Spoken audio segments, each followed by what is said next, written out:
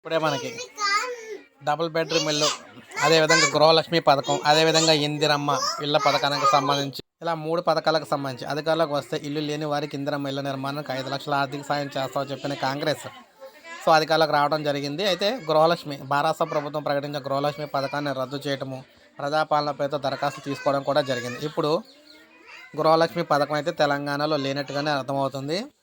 అయితే ఇళ్ల నిర్మాణానికి ఇందిరమ్మ ఇల్లు పేరుతో 5 లక్షల రూపాయల ఆర్థిక సాయం అందిస్తామని చెప్పింది కాంగ్రెస్. అయితే ఇప్పుడు మనకి అప్లికేషన్స్ అయితే చాలా మటుకు అయితే రావడం జరిగిందనమాట. సొంత ఇంటి కల నెరవేరని ప్రభుత్వం సత్వర చర్యలు తీసుకోవాలని ఎంతో ఆశగా ఎదురు చూస్తున్నారు జనాలందరూ. అయితే మొత్తం మేము చూసుకున్నట్లయితే ప్రజెంటు డిసెంబర్ 28 నుంచి ఈ నెల 6వ తేదీ వరకు దరఖాస్తులు తీసుకున్నాయి. ఆ దరఖాస్తులన్నీ కూడా ప్రజెంటు సంక్రాంతి వరకు కూడా అప్లికేషన్స్ అయితే కంప్యూటర్లో ఎక్కిస్తున్నారన్నమాట. డేటా అంతా కూడా ఇందిరమ్మ ఇళ్ళకు వచ్చిన దరఖాస్తులు ఎన్ని అనేది అప్పుడే లెక్క అయితే తెలుస్తుంది మనకి.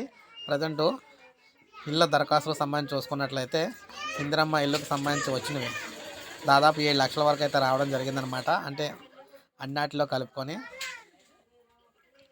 మొత్తంగా చూసుకున్నట్లయితే 2 పడకల ఇల్లు గదులకు కూడా ఇందిరమ్మ కోటాలోనే అయితే యాడ్ అయితే చేయబోతున్నారు.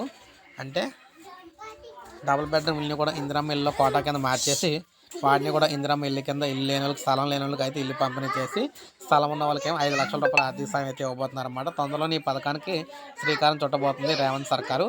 ఒక లైక్ చేయండి. లేటెస్ట్ అప్డేట్స్ రాగానే మీకు అందిస్తూ ఉంటాను. సబ్స్క్రైబ్ చేసుకోకపోతే మన ఛానల్ సబ్స్క్రైబ్